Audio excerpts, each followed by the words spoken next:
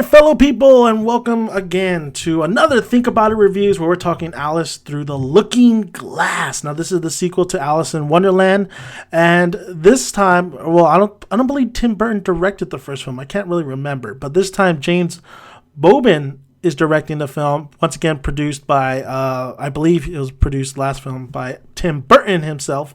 It does still feel like a Tim Burton film, I must say, even though a lot of times Tim Burton produces, a lot of his films tend to have the same direction towards his style. Of course, this is starring Johnny Depp and Hathaway, Mia Wasikowski, Helen Bowen Carter, Sacha Baron Cohen, which is very interesting, Alan Rickman. And listen, guys, it's not doing very good. The budget was set at $170 million. It's only garnered up $102.5 million. I think this has already been playing overseas. Definitely been playing overseas, and it was released in the U.S. So it's been bombing, honestly. And a lot of people were saying, you would think that this film would actually definitely double up its money, but it's been bombing. And honestly, I kind of like it. I actually thought it was kind of entertaining. Now, what is this go around? What is this movie about? It's basically Alice trying to help the Mad Hatter, the Terrent Hip Top, or Mad Hatter. Yeah, it is Mad Hatter. And he's not in, he's feeling the funk right now. He misses his parents. His parents are dead, and time is not on his side. So she decides to go steal time or go back in time to maybe prevent his parents' death. Now, that's the problem I had with the film, was that Alice was going against TikTok, or Sarah Baron Cohen. His name is Time, and he is the ruler of overseas time, and he knows that if one thing is amiss, or this one certain spear or little device, if somebody messes with it and goes back in time and messes up with time, then everything will just fail to exist. Everything will cease to exist. So Alice, of course, uses this one particular item to go back in time, and that's where all the shenanigans, that's where our story starts going. And as much as I really was entertained by the film, that aspect of Alice being reckless and knowing the consequences, just for everybody, knowing that everybody's pretty much, everything will cease to exist, but to help Mad Hatter, I mean, some things are left undone, you know what I mean? And I just feel like she's the one she was the troublemaker. She was kind of unlikable if you think about it. She's likable, but she's the one that caused all the problems, even though, there's not Sarah Baron Cohen, Helen Bowen Carter, who is the Red Queen, even though she's back in here, and yes, she does play her evil role once again. It's not really necessarily her fault this time. It's actually Alice's fault that a lot of this stuff is happening. What I really liked about this film was the visuals. I thought the visuals were really great. The one thing, though, Johnny Depp's getting older, man. You could tell that he's getting older, and he's going to have to start taking some roles that make him, that he's older, these older roles, because he can't play young anymore. You could just see it in his cheekbones. You can see it. They try to hide it in makeup, but it does not work. But I do think a lot of the CGI use of this type of film, I think it's used actually pretty good. I think the mix of CGI and, of course, the people are walking around it, like Johnny Depp and Alice herself.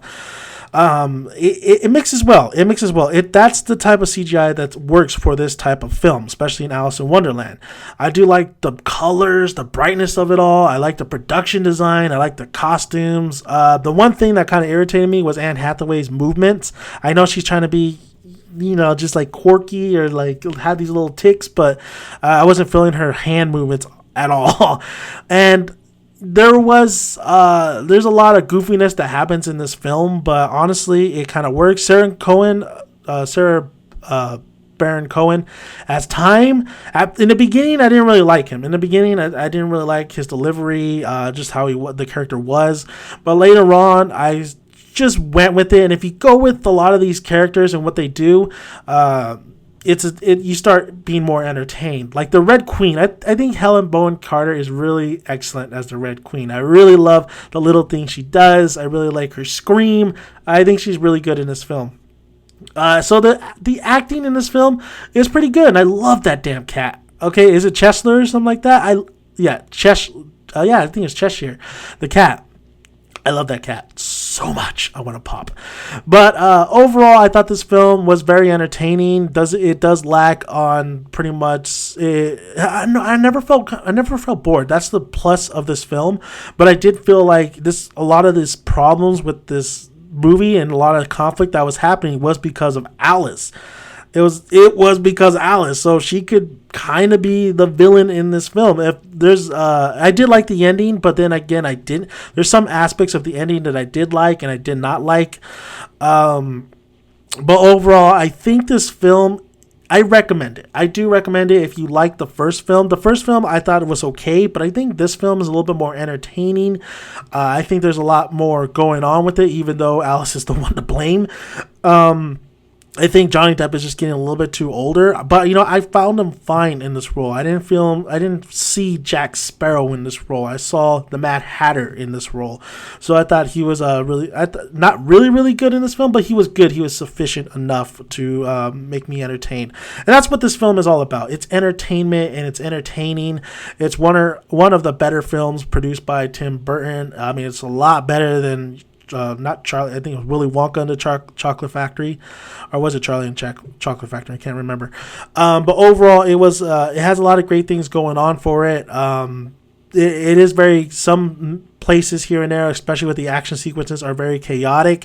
Some things, especially when it comes to the time itself and going through the time warp and going from time to time to place, it could be confusing. But overall, I followed it right along, and I still thought it was very entertaining. So, and it's not too long. It's actually just long enough for me to say, okay, it had a great flow to it, great pacing to it, because I think the only thing that kind of drags is actually the beginning of it, especially when we see Alice and where she's at.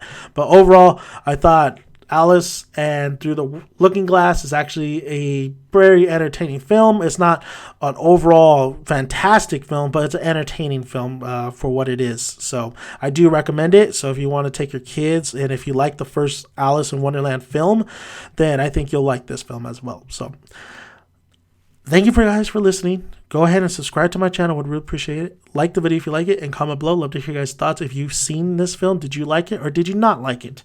And as always, guys, grab a seat. Make sure you got some good popcorn to eat. I'll see you at the cinema.